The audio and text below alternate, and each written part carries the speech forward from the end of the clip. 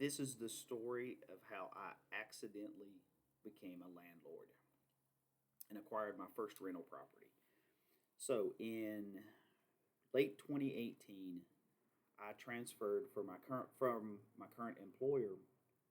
Did a transfer from North Carolina up to northern Kentucky. And actually, the home I had in North Carolina, I had actually paid it off. It was a condo in Kernersville, North Carolina.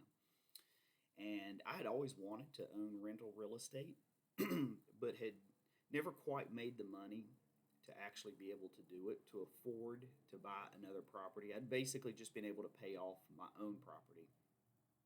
And that's probably not completely true because if I had budgeted my money properly, I probably could have afforded another property. But like a lot of people, I probably spent on a bunch of stupid stuff.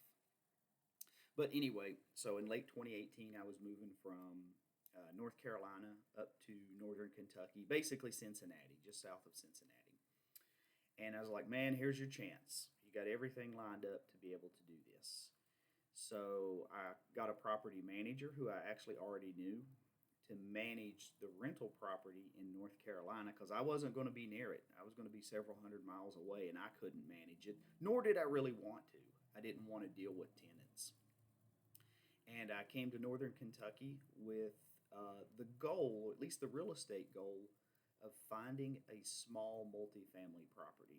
So that's a small multifamily is like a 2 through 4 unit. So think like a duplex, a triplex, a quad, something like that.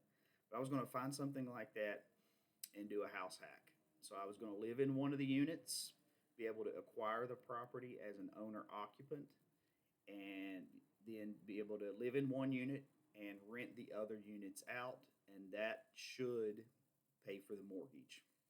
And I actually was able to do it. So I rented for about 6 months when I got here, and then I found a duplex that was in a little bit of distress. I just had one side that needed to be fixed up. It wasn't unlivable, but it needed some stuff: paint, carpet, bathroom remodeled, things like that. And so I acquired that duplex, uh, had it fixed up, moved into one side, and rented the other side out. And it was one of the best financial decisions I ever made because I actually took my housing expenses. So if you say I was renting for $1,000 a month, which is what I was doing when I first moved here, I was renting for about $1,000 a month, and then I was able to move into the duplex, and with what the renters were paying, it actually cut my housing expenses down to $300 per month. And actually, if you fast forward to today, with increases in rent, things like that going up, and expenses not going up all that much for the property because you figure it's on a 30-year fixed rate mortgage. The payment stays the same, other than taxes and insurance may go up. But if you fast forward to today, the house actually pays me about $100 a month to live here. So I mean that's after everything. That's after all of the payment, and I put money back for expenses. So if like something was to break at the house, new roof, anything like that, lawn care, put money back for stuff like that, and the house still pays me $100 a month to live here. I still live in it today. One of the best financial decisions I've ever made. But that is how I acquired my first rental property in North Carolina, and then actually my second rental property, which is here in northern Kentucky.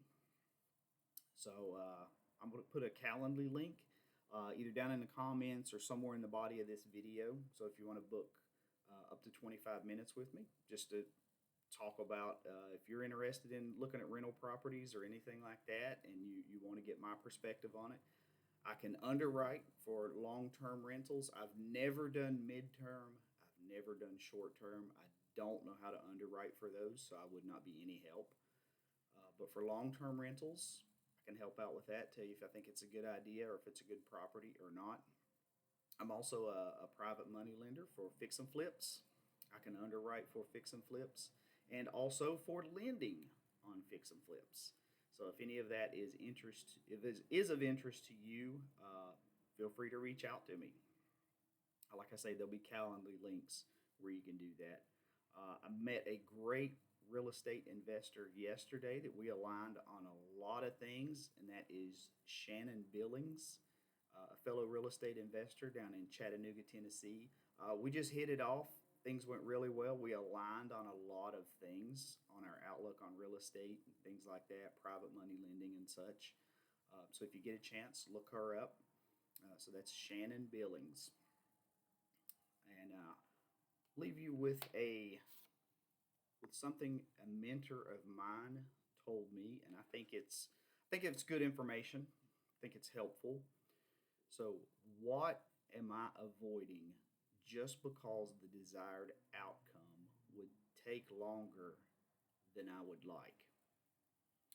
So, what am I avoiding just because the desired outcome would take longer than I would like? And I actually, when I wrote that down, I don't know when I did this. I took a note on it, and then I wrote something down. And that was actually at the time I wanted to do a BRRRR, what's called a BRRRR on a piece of rental property. So that's buy it, rehab it, rent it, refinance it. And I knew it would take me a while to do that, at least at that time. That was probably 2020, 2021 when I took that note. And I ended up not doing it because I knew it would take a while to do it, and it wasn't something that I was probably completely interested in at the time. So I hope that is helpful to you. If I can help you in any way, feel free to reach out to me, and y'all have a good day. See you.